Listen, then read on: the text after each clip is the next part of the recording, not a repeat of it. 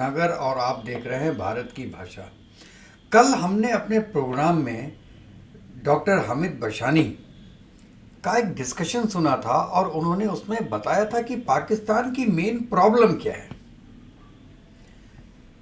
ہم یہ سوچ رہے ہیں کہ پاکستان کی مین پرابلم ایجوکیشن ہے، کئی لوگ سوچتے ہیں کرپشن ہے، کئی لوگ یہ سوچتے ہیں ان کی ملٹری ہے، ان کا پولیٹیکل نظام ہے، ان کے انسٹیٹیوشنز ہیں، ان کی آرمی ہے، وہ اسٹیبلشمنٹ ہے۔ لیکن ڈاکٹر حامد بشانی صاحب نے بہت ہی کریکٹ بتایا ہے کہ بیسیکلی ان کی پرابلم ہے انڈیا دشمنی، ہندو دشمنی۔ اور اس کے آگے اروند سارنگ جی کے ہی چینل میں انہوں نے آگے بتایا ہے کہ کیا اسلام اینٹی انڈیا ہے یا اسلام اینٹی ہندو ہے۔ یہ ڈسکشنز بہت بೃಹತ್ ڈسکشنز ہیں، جس میں پارٹ 1 اور پارٹ 2 میں اس کو کروں گا، اور میرا تو کیول ایکٹیریا ہی ہے پہلے، اور لیکن جو ڈسکشنز ہیں وہ کیول حامد بشانی صاحب کا ہے۔ مجھے وہ ویڈیو بہت پسند آیا، اس کی ڈیٹیلز بہت پسند آئے کہ وہ اتنا ڈیپ جا کے کسی سبجیکٹ کو دیکھتے ہیں۔ اور آپ کو ویسے پتہ ہوگا کہ وہ کینیڈا میں رہتے ہیں اور وہ پاکستان آکوپائڈ کشمیر کے بیسیکلی ایک جرنلسٹ ہیں، اور پچھلے 40-50 سال سے یہ کینیڈا میں ہیں۔ لیکن جو یہ بولتے ہیں وہ کبھی بھی ہندو بن کے یا مسلمان بن کے یا JNK کا آدمی بن کے یا POK کا آدمی بن کے یا پاکستان کا آدمی بن کے یا انڈیا کا آدمی بن کے بات نہیں کرتے ہیں، بالکل فیکچول بات کرتے ہیں جو فیکٹ ہوا ہے، اور وتھ سم ڈاٹا۔ تو دوستوں، آج کا ویڈیو آپ دیکھیے پارٹ 1، اور پھر اس کا میں پارٹ 2 بھی ریلیز کروں گا، اور مجھے آشا کرتا ہوں کہ آپ کو یہ پسند آئے گا، اور اگر پسند آئے تو پلیز میرے اور اروند سارنگ دونوں کے آپ یوٹیوب چینلز کو سبسکرائب کیجیے گا، لائک کیجیے گا، اور بیل آئیکن دبا دیجیے گا، جس سے جیسے ہی ہم کوئی نیا ویڈیو اپلوڈ کریں تو اس کی نوٹیفیکیشن آپ کے پاس تک پہنچ جائے گی۔ تو دوستوں چلیے دیکھتے ہیں ویڈیو۔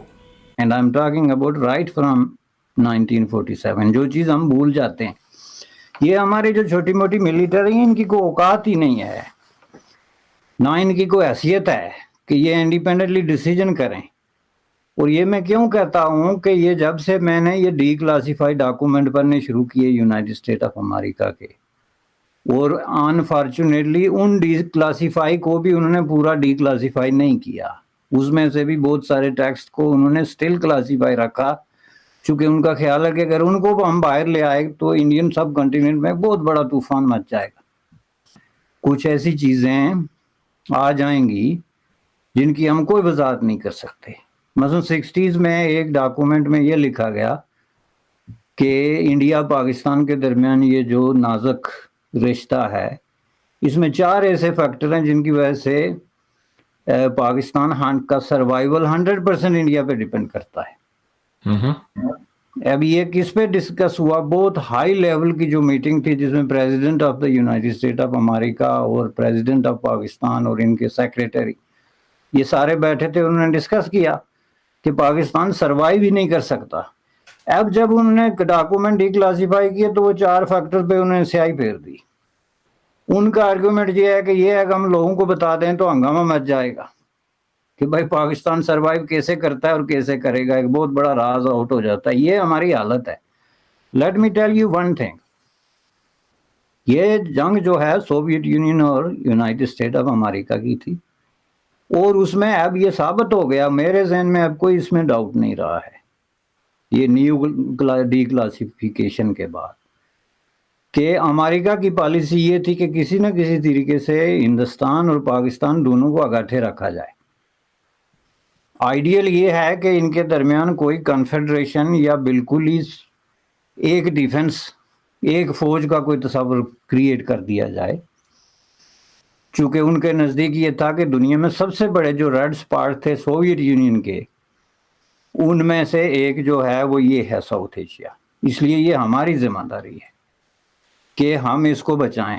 اصل جنگ جو ہے وہ سوویت یونین اور امریکہ کی طرف تھی، چڑیا پر نہیں مارتی تھی، ماسکو سے لے کے تو واشنگٹن تک، جو کہ سرد جنگ کے پیرامیٹر سے باہر نکل کے پیر مارے، یہ میں آپ کو بتا دوں، اور یہ میری پوری زندگی کی سٹڈی کا نچوڑ ہے۔ حالانکہ میری سٹڈی فارمیشن اور جو میری تھنکنگ ہے وہ بہت زیادہ لیفٹ لیننگ ہے، لیکن جب میں انٹلیکچوئل ڈسکشن کرتا ہوں تو I am just a simple person with no affiliations, کوئی میری نظریاتی ایفیلیشن اس کے ساتھ جڑتی نہیں ہے کہ میں کوئی امریکہ بیشنگ کرتا ہوں یا انڈیا بیشنگ کرتا ہوں یا Pakistan bashing, not at all, facts جو سامنے آتے۔ تو ان فیکٹس کی روشنی میں تو یہ ہو رہا تھا کہ امریکہ کی پالیسی یہ تھی کہ یہ دونوں مل کے رہیں بھائی، جس بھی طریقے سے پاسبل ہو سکتا ہے، اور سوویت یونین کی پالیسی بھی اس کے قطعاً خلاف نہیں تھی، اس کی پالیسی بھی تھی کہ یہ اگر دونوں مل کے نہیں رہتے تو یہاں پہ امریکہ اور برطانیہ کو اپنی ٹانگ اڑانے کا موقع مل جائے گا، لہذا ان کو مل کے رہیں۔ اب دو بڑی طاقتیں دنیا کی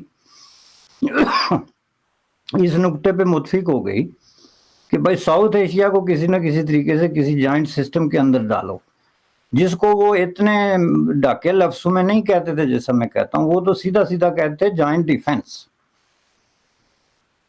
اب اس سے آپ اندازہ لگا سکتے ہیں کہ ہماری فوجوں کی اس وقت take your time sir, no problem, take it easy, I'll edit it out. آرام سے ایک دو منٹ لیں آپ، کوئی مسئلہ نہیں، ٹیک اٹ ایزی۔ تو اس میں بات یہ ہو رہی تھی نا جی کہ دیکھیں جس کو ہم کہتے ہیں Harry Truman doctrine, Harry Truman doctrine یہ تھا کہ دنیا میں جہاں کہیں بھی کسی ملک کو سوویت یونین سے خطرہ ہو یا ہو سکتا ہے، اس کے خلاف لڑنا اور اس کی ملیٹری ایڈ اور اس کی فائنینشیل ایڈ کرنا یونائٹڈ اسٹیٹ آف امریکہ کا فرض ہے۔ یعنی یہ نہیں کہ ہم طے کریں گے کہ کرنا ہے، نہیں، بلکہ لازم ہے، اس سے ہم بچ نہیں سکتے۔ تو انڈیا پاکستان اس کے اوپر تھا، تو اس وقت ملیٹریز کے ساتھ بھی ان کی کمیونیکیشن تھی، لیڈرشپ کے ساتھ بھی، جیسا کہ میں نے کہا کہ پنڈت جواہر لال نہرو کی جتنی کمیونیکیشن اس وقت ہوئی، غالباً پچھلے پروگرام میں نے عرض کیا تھا یا کسی اور پروگرام میں عرض کیا تھا یا میں نے کالم لکھا تھا کہ اس میں نے یہ جو آپ کو بتایا تھا کہ جب پریزیڈنٹ آئزن ہاور نے یہ تجویز دی نہرو کو کہ انڈیا پاکستان کے درمیان ہمیں ثالثی کا جو ہے وہ موقع دیا جائے اور اس کے لیے میں سائلس مقرر کرنے کے لیے تیار ہوں، انہوں نے خط لکھا پنڈت نہرو کو۔ پنڈت نہرو نے اس کے جو جواب دیا، اس نے کہا کہ میں یہ کسی بھی صورت میں ماننے کے لیے تیار نہیں ہوں کہ یہاں پہ ثالث مقرر ہو، اور ثالثی کا انہوں نے جو اس کے آرگومنٹ دیا وہ یہ دیا کہ جی دو پارٹیز ہیں، انہوں نے واضح طور پہ کہا کہ ایک پارٹی جو ہے وہ اس نے جارحیت کی اور دوسری پارٹی جو ہے وہ جارحیت کی وجہ سے سفر کر رہی ہے، تو آپ دونوں کے درمیان ایک تیسری پارٹی بٹھا کے تو ان دونوں کو کہتے ہیں کہ ہمارے سامنے پلیڈ کرو کہ تم میں سے صحیح کون ہے اور غلط کون ہے۔ یعنی نہرو کا بڑا کلیئر سٹینڈ تھا کہ یہ میں نہیں ماننے کے لیے تیار کہ میں آپ کو وضاحت دوں، تو پھر وہ ثالث وضاحت کرے، اس سے پہلے آپ یہ مانیں کہ پاکستان نے ایگریشن کیا ہے تو وہ پھر بات بدل جاتی ہے، لیکن آپ دونوں پارٹیز کو ایکولی ٹریٹ کرتے ہیں۔ اس کی وجہ میں سمجھتا ہوں کہ پنڈت نہرو کا تلخ تجربہ تھا یونائٹڈ اسٹیٹ آف امریکہ کو، کشمیر کو یونائٹڈ نیشن میں لے جانے کا، کہ یونائٹڈ نیشن میں جب وہ جو ہی کشمیر کو لے کے گئے تو گیم ان کے ہاتھ سے نکل گئی، اور گیم کیوں ان کے ہاتھ سے نکلی کہ اس وقت بھی پالیٹکس سرد جنگ کی ہو رہی تھی، تو امریکنز نے، برٹش نے، فرانس نے، ان لوگوں نے فوراً ٹیک اوور کیا، قراردادوں کے سیلاب آنے شروع ہو گئے، نمائندے مقرر ہونے لگے، کمیشن مقرر ہو گیا، ہر دوسرے کمیشن میں ایک امریکی ممبر ہوتا تھا، یہ ساری چیزیں، تو وہ ظاہر ہے ہندوستان میں جو نیشنلسٹ قوتیں تھی وہ ڈر گئی کہ بھائی یہ ہم نے تو خود ایک پنڈورا باکس کھول لیا اور اس میں تو یہ گھس رہے ہیں سامنے سامنے. اس لیے ایک وقت ایسا آیا کہ انڈیا پاکستان دونوں ایک پیج پہ آ گئے. یہ میں آپ کو بتا دوں کشمیر ایشو پہ، کہ ایسا نہ ہو کہ ہم آپس میں لڑتے رہیں تو یہ کشمیر میں گھس جائیں. یہ اس وقت ہوا جب امریکہ نے یہ تجویزیں دینی شروع کر دی کہ جی یہاں پہ کوئی ڈی ملیٹرائز قسم کی ایک زون کیوں نہ ہم کریٹ کرتے ہیں. اور جو پہلے سے ایک تھیسس چل رہے تھے کہ یہ ویسٹرن پاورز کا خواب ہے کہ کسی نہ کسی طریقے سے ہم کشمیر میں پاؤں رکھیں. اب یہ آپ دیکھیں نا، بات آپ کر رہے تھے کہ ملٹری کی اوور سائز اور انڈر سائز، یہ اس ریفرنس میں بات کر رہا ہوں کہ نہرو نے جب یہ کہا کہ بھئی ہم نہیں مانتے، تو ان کے ذہن میں یہی خدشہ تھا کہ اصل میں یہ ویسٹ جو ہے وہ گیم کیا کھیل رہا ہے. اور اس کے پیچھے ظاہر ہے کہ سوویت یونین کا بھی یہی خطرہ تھا کہ بھائی اگر آپ لوگ ان کو کسی طریقے سے سالس بنا کے یا آربیٹریٹر یا کسی طریقے سے گھسنے دیں گے، یہ پھر نہیں نکلیں گے، کیونکہ ان کا اصل مقصد جو ہے وہ کشمیر میں داخل ہونا ہے. اب اس وقت کی آپ جتنی کنسپیریسیز تھیوریز پڑھیں تو گلگت بلتستان جو پاکستان کے اندر ہے آج کل، ہر دوسرے دن اس کا نام آتا تھا کہ وہاں پہ امریکی کو فوجی اڈے بنا رہے ہیں. آزاد کشمیر میں تیسرے دن وہاں پہ پراودا میں آرٹیکل شائع ہوتا تھا، Pravda was the best known newspaper in the Soviet Union, کہ جی وہاں پہ جو ہے وہ اڈے بن رہے ہیں جو کہ امریکی اور برطانوی اس کو ہینڈل کریں گے. اب یہ جو چیزیں تھی یہ کوئی ہوا میں نہیں ہو رہی تھی کہ ہماری فوجیں جو ہیں وہ کوئی انڈیپینڈنٹلی گرو کر رہی تھی. کم از کم پاکستان کے بارے میں آپ کو کہہ سکتا ہوں کہ پاکستان کی فوجیں جو ہیں وہ امریکی اور برطانوی فوجوں کے ساتھ تعاون سے بھی جو بھی کر رہی تھی ان کی کوئی انڈیپینڈنٹ پالیسی نہیں تھی. آن دا کانٹریری اسی کے ری ایکشن میں نہرو کی قیادت میں ہندوستانی فوج جو ہے وہ ایک پرو انڈیپینڈنٹ اور غیر جانبدار لائن لے رہی تھی. اس کی وجہ یہ تھی کہ ان کو خوف تھا کہ اگر ہم اس میں آ گئے تو ہمیں بھی اسی جو ہے وہ چکر میں پھنسا دیا جائے گا. ٹھیک ہے، یہ کوئی ایسی ویسی بات میں آپ کو نہیں کر رہا. پہلے تو چھوڑیں کوئی بھی فوج تھی یا نہیں، 1958 میں جب ایوب خان نے ٹیک اوور کیا تو ہی was the man of the match. I am telling you کہ اس کو پاکستان میں جو ڈیسیجن کرنا تھا وہ اس نے کرنا تھا. فوج کتنی بڑی ہوگی کتنی چھوٹی ہوگی. یہ کراچی میں جب ان کا ایک اجلاس ہوا دسمبر 1959 میں، تو اس میں یہ آئیزن ہاور بھی تھا. اس اجلاس کے اندر ایوب خان نے یہ فارمولا پیش کیا کہ انڈیا اور پاکستان کے درمیان جوائنٹ ڈیفنس بنایا جائے. You wouldn't believe that. میں جانتا ہوں بالکل. یہ وہی موقع تھا جب ایوب خان اور اس کے لوگ تقریریں کر رہے تھے انڈیا کے خلاف، جیسے آج گلبھوشن کو لے کے یا اس طرح کے ایشوز کو لے کے لوگ جو ہے وہ تقریریں کر رہے ہیں. اوپر سے جب اس نے یہ وہاں بم شیل پھینکا سمجھ لیں تو آئیزن ہاور جو ہے وہ حیران اور پریشان رہ گیا. اس نے کہا جی میں آپ کو گارنٹی دیتا ہوں کہ بر صغیر کا ڈیفنس جوائنٹ کے بغیر ہو ہی نہیں سکتا. اس نے کہا وہ کیوں؟ اس نے کہا آپ افغانستان میں جا کے سڑکیں ناپیں جو کہ سوویت یونین نے بنائی ہیں. ان سڑکوں پہ 8 ڈویژن 10 ڈویژن جو فوج ہے اس کو ودن 10 آورز موبلائز کر کے جو ہے وہ لے آیا جا سکتا ہے. اور میرے پاس ثبوت ہے کہ سوویت یونین کا ایک منصوبہ ہے جس کے تحت وہ افغانستان سے ہوتے ہوئے ہمارے پاکستان پہ قبضہ کریں گے اور پھر آگے جائیں گے اور انڈیا پہ، اور یہ سب اس نے ایک لمبا فارمولا پیش کیا جو دراصل آئیزن ہاور کی وہی جو ہیری ٹرومین ڈاکٹرائن کا خوف تھا اس کو ڈبل کرنے والی بات تھی کہ اگر آپ ہماری ٹرمز اور کنڈیشنز پہ تو اس نے کہا کہ یہی وجہ ہے کہ آپ انڈیا کی جو ہے وہ الگ مدد نہیں کر سکتے. یہ اس وقت کی بات ہے جب یہ لوگ انڈیا کی فوج کی مدد کرنے کے اس میں تھے، تو اس نے کہا آپ الگ مدد کریں گے تو یہ پرابلم کھڑے ہو جائیں گے، ہم آپس میں لڑیں گے تو یہاں پہ تو روس کا قبضہ ہو جائے گا. اس لیے بہتر ہے کہ آپ کسی طریقے سے ہمیں اکٹھے کریں. یہ جو 10 سال ہیں 50s کا جو ڈیکٹ ہے 60 تک کا، اس میں آپ کوئی امریکی ڈاکومنٹ اٹھا کے دیکھ لیں، اس میں وہ بات کریں گے انڈیا اور پاکستان دونوں کی برابری، دونوں کو ہم فوجی مدد دیں گے جی، دونوں کی مالی مدد کریں گے جی، اور دونوں ہمارے ساتھ مل کے سوویت یونین کے خلاف لڑیں.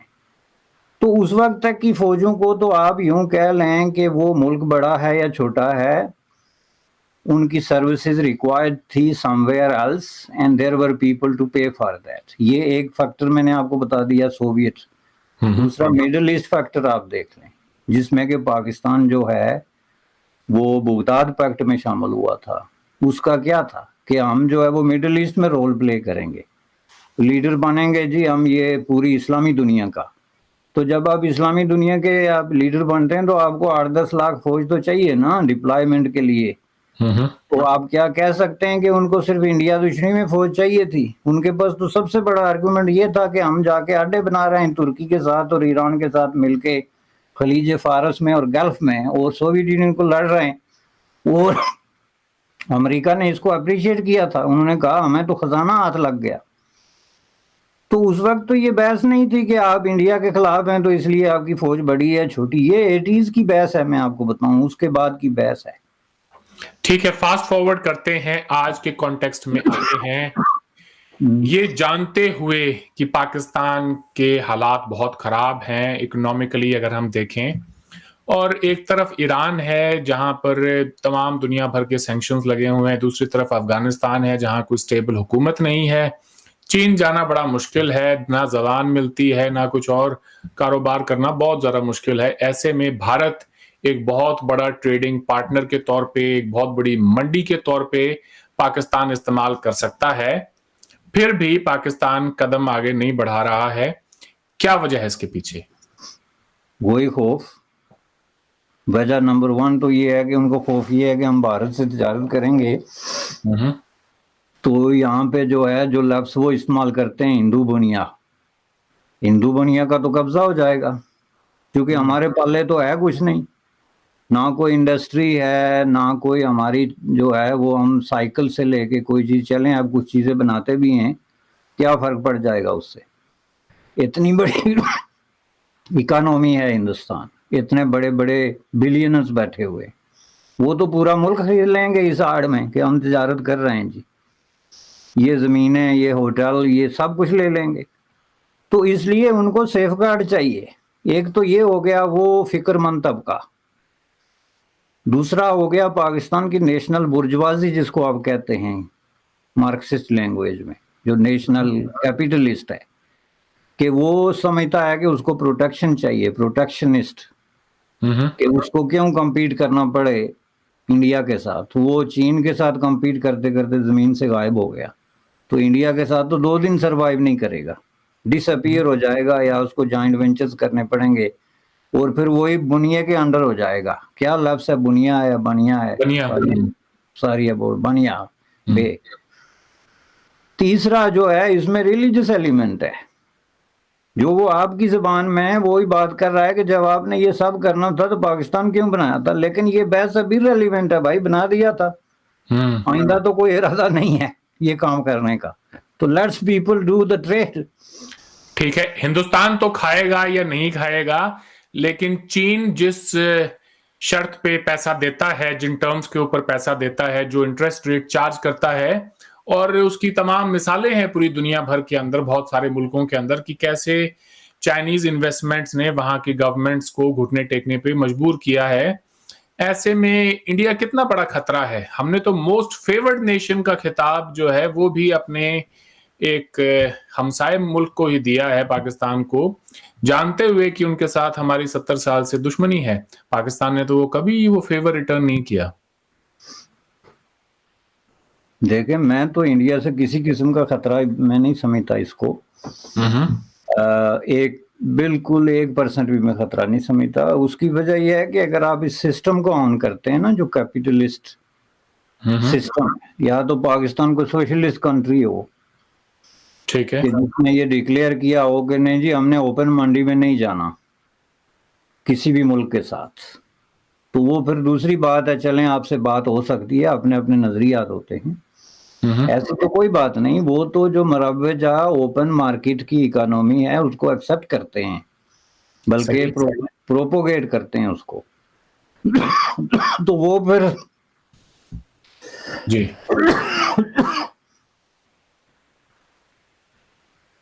وہ اوپن مارکیٹ کے تصور کو جب ऑन करते हैं, तो फिर उनका ये हक नहीं बनता कि वो कहें कि नहीं जी हम इसके रिस्क है और उसका रिस्क है। उसमें फिर जाहिर है कि आपको ये एक इंटरनेशनल, ये WTO और जो दूसरी इंटरनेशनल ऑर्गेनाइजेशंस की तरफ से एक गाइडलाइन है। ये जो आप मोस्ट फेवरेट नेशन कह रहे हैं, ये क्या चीज़ है? ये भी जाहिर है एक इंटरनेशनल आपकी ज़रूरत है कि आप अपने पड़ोसियों को इसमें डिक्लेयर करें। उसका मतलब कोई ख़ास प्रिविलेजेस नहीं है कि आप उनको को खास जो भी है ट्रेड के मुतालिक आप उनको फेवरेटिज्म का कहीं ना कहीं उनको एक फायदा होता है, तो वो फायदा पाकिस्तान को भी लौटाना चाहिए था। एग्जैक्टली जो चले जी। लेकिन जो आप खतरे की बात कर रहे हैं ना, तो उसमें जब आपने या तो आप ये कहें कि जी हम ओपन मार्केट का हिस्सा ही नहीं बनते, तो फिर आप चीन से भी ना तजारत करें, अमेरिका से भी ना करें और यूरोपियन यूनियन से भी ना करें, जो कि आपकी मोस्ट प्रिविलेज किस्म की तजारत है। तो या फिर आप अगर ये करते हैं तो फिर आप इंडिया को सिंगल आउट नहीं कर सकते, क्योंकि उसके आपको जो पॉलिटिकल इम्प्लीकेशंस हैं वो तो अलग है। आपकी बाकायदा इकोनॉमिक इम्प्लीकेशंस हैं, जो कि आप नेक्स्ट डोर नेबर्स हैं, और आपको अगर किसी किस्म की तजारत का किसी दुनिया के किसी मुल्क से अल्टीमेटली कोई फ़ायदा हो सकता है तो वो इंडिया और बांग्लादेश है। ये मैं आपको बता दूं, वो चीन और अमेरिका और यूरोपियन यूनियन नहीं। ठीक है बशानी साहब, इस बात को आगे बढ़ाएंगे अपने अगले प्रोग्राम में और आपसे ये जानेंगे कि आपने मर्ज तो बता दिया है कि जी मसला कहाँ है, कहाँ पर ये बीमारी है, अब इसके इलाज पर भी हम बात करेंगे और आप बताइएगा कि पाकिस्तान को क्या करने की जरूरत है जिससे कि उसके ताल्लुकात भारत के साथ अच्छे हो सकें, और सबसे बड़ी बात कि पाकिस्तान को भारत के साथ अपने ताल्लुकात अच्छे क्यों करने चाहिए। ये भी बहुत सारे लोगों के नजदीक एक अहम सवाल है कि भाई हमें क्या पड़ी है कि हम इंडिया से अच्छे ताल्लुकात करें भी, कि हमारा गुजारा जब 70 साल उनसे दुश्मनी पे हो गया है तो आगे भी हो जाएगा। इन इश्यूज पे बात करेंगे। आज आपने वक्त दिया, आपका बहुत बहुत शुक्रिया। Thank you so much.